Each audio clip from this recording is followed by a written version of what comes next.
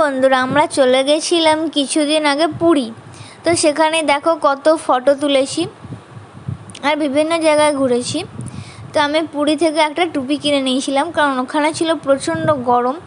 তো এমনি টুপি ছাড়া ঘোরা খুবই মুশকিল হয়ে গেছিলো। তো এটা হচ্ছে কোণারক টেম্পল, আর দেখো কতটা সুন্দর।